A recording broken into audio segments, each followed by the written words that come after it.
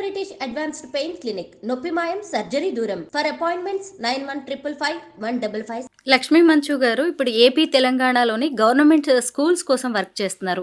అంటే అక్కడ digital class rooms కోసం అంటే ల్యాప్టాప్స్ కావచ్చు, కంప్యూటర్స్, అలాగే ఇన్ఫ్రాస్ట్రక్చర్ డెవలప్మెంట్ కావచ్చు, యూనిఫామ్స్ ఇవ్వడం, ఇలాంటి వాటివి మీరు చేస్తూ ఉంటారు కదా. ఇంకా ఫ్యూచర్ ప్రాజెక్ట్స్ ఏమున్నాయి మీ ఎన్జిఓ ద్వారా? ఫ్యూచర్ అంటే రైట్ నౌ అంటే ఆవిడ రూరల్ ఏరియాస్‌లో ఎక్కువ డిజిటలైజేషన్ క్లాస్ రూమ్స్ మీద బాగా కాన్సంట్రేట్ చేశారండి. ఒక సిస్టమ్‌ని క్లాస్ రూమ్‌లో అక్కడ లోకల్‌గా ఉన్న ఆఫీసర్స్ అందరూ తనకి సహకరించారు. డిజిటల్ క్లాస్ రూమ్ అనమాట. విత్ టీవీ సెటప్ అనేది ఒకటుంటది. మొత్తం వాళ్ళకి డిజిటల్ లెర్నింగ్ ఉంటదనమాట. దాంట్లో బొమ్మలు చూపించగలిగితే పిల్లలు తొందరగా గ్రాస్ప్ చేస్తారు. ఇప్పుడు అగ్రికల్చర్‌లో కొన్ని టూల్స్ ఉంటాయి. అయన్నీ మనం ఇంగ్లీష్‌లో చదివితే వాళ్ళకి అర్థమవ్వదు. ఓహ్! ఇది para, okay, this is called as ఇట్లా అనేది మనం ఆ బొమ్మ చూపించినప్పుడు ఓకే ఇదా అని చెప్పి వాళ్ళకి మైండ్‌లో ఉంటది. That's why she is bringing digitalisation అనమాట. మీకు ఆ టీవీలో ప్రతి లెసను దాంట్లో చూపించి వాళ్ళకి చెప్పగలిగితే కనుక ఆ మాడ్యూల్ పర్ఫెక్ట్‌గా అర్థమవుతదండి. ఇప్పుడు మీరు మీ లైఫ్‌లో అంటే మీ డైలీ రొటీన్ నుంచి ఒక 4 అవర్స్ మీరు ఈ స్కూల్ పిల్లల కోసం వర్క్ చేస్తున్నారు. ఇలా చాలామంది ఏదైనా సొసైటీ కోసం చేయాలనుకుంటారు గానీ పెద్దగా తెలీదు. కానీ టీచ్ ఫర్ చేంజ్ గూడా ఇంత బావుంది యాక్టివిటీ అని చెప్పేసి కొంతమందికి ఐడియా లేకపోవచ్చు కదా. అలాంటి వాళ్ళకి మీరేం చెప్తారు? ఈ టీచ్ ఫర్ చేంజ్ అనేది really it's a very good initiative అండి. I suggest everyone who is educated, please come and join in to teach for change and make a change in the society అని అయితే చెప్తాను.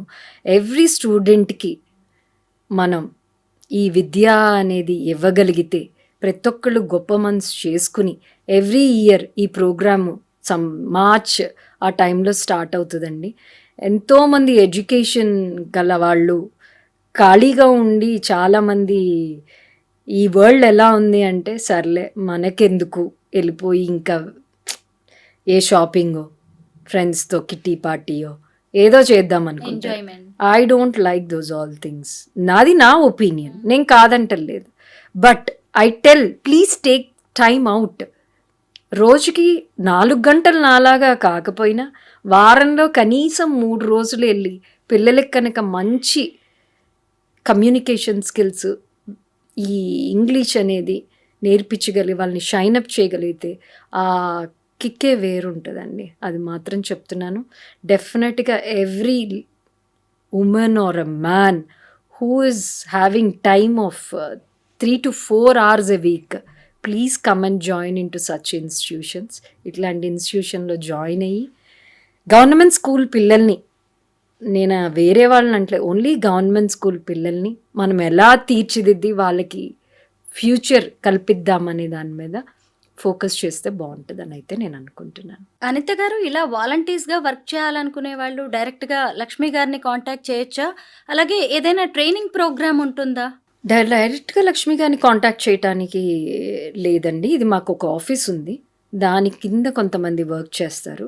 వాళ్ళతో assign up అవుతాము మేము. ముందే చెప్తారు. వాలంటీర్ ఫామ్ అనేది ఒకటి ఉంటుంది, అది మేము పంపిస్తాం.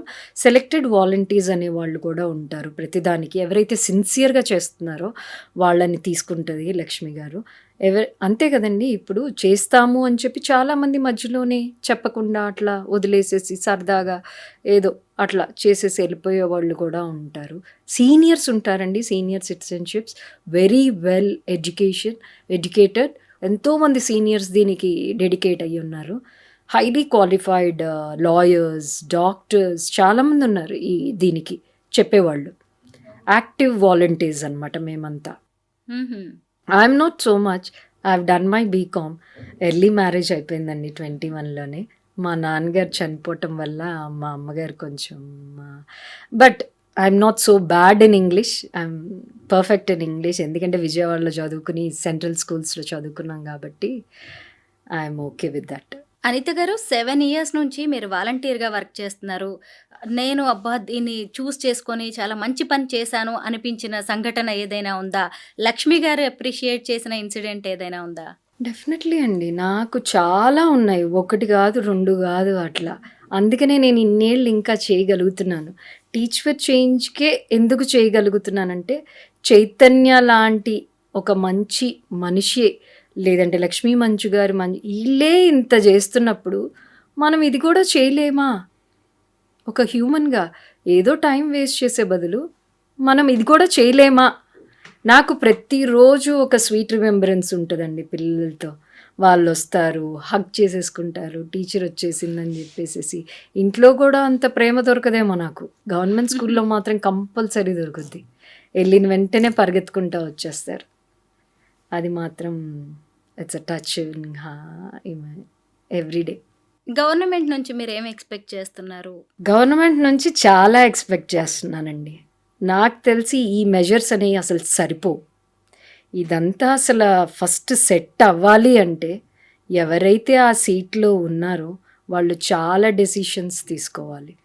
They have to keep a highly qualified teachers with good equipments providing to schools like libraries, laboratories, sanitizations.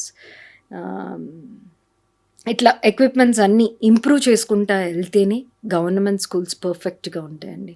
కొన్ని స్టేట్స్లో you can't imagine how the government schools will work, like Delhi and this all super ఉంటాయండి. అసలు ఎప్పుడు government schools బాగుపడతాయంటే నేను చెప్పనా, ఒక IPS officer కొడుకునో IAS officer కొడుకునో తీసుకెళ్ళి government స్కూల్లో పెడితే దెబ్బకి మొత్తం అంతా క్లీన్ అయిపోతుంది, బాత్రూమ్స్ క్లీన్ ఉంటాయి, హైజీన్ ఉంటుంది, పిల్లలు నీట్గా ఉంటారు, వేరే పిల్లలు కూడా జాయిన్ అవుతారు. అంటే మనలాంటి పిల్లలు కూడా మనం కూడా వెళ్ళి మన పిల్లల్ని జాయిన్ చేయించాలి అనేటట్టు ఉంటుంది.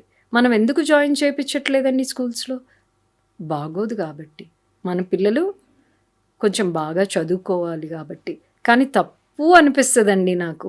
అందరూ కలిసి చదువుకుంటే మన పిల్లలు కూడా ఆ స్కూల్కి వెళ్ళి చదువుకోగలిగేటట్టు ఉంటే అసలు ప్రైవేట్ స్కూల్సే అక్కర్లేదు కదా, అన్ని లక్షలు కట్టక్కర్లేదు కదా. ఏంటి we are paying nearly about 12 to 13 lakhs of fees to all private schools, which is utter waste. మన కాలంలో మనం కట్టామా అండి? మన అమ్మలు 500, 100, 50 రూపాయలతో కూడా వెళ్ళిన వాళ్ళు ఉన్నారు. ఇప్పటికీ కొన్ని స్కూల్స్లో షట్టర్స్ లేవు గవర్నమెంట్ స్కూల్స్కి. పిల్లలు వర్షాల్లో కూడా పాపం అలాగే చదువుకుంటూ ఉంటారు.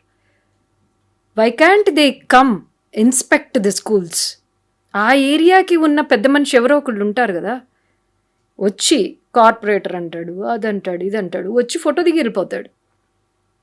దట్స్ నాట్ ద థింగ్ అండి. They have to come see the problem what happening in schools. ఏమేమి మన ఏరియాలో ఉన్న స్కూల్ని మనం డెవలప్ చేసుకోలేకపోతే ఇంకెందుకండి కార్పొరేటర్స్, సర్పంచ్లు? మీ ఫ్యామిలీ నుంచి మీకు సపోర్ట్ ఎలా ఉంది? మిమ్మల్ని చూసి ఇన్స్పైర్ అయ్యి ఇంకెవరైనా ఇలా వస్తున్నారా ముందుకి?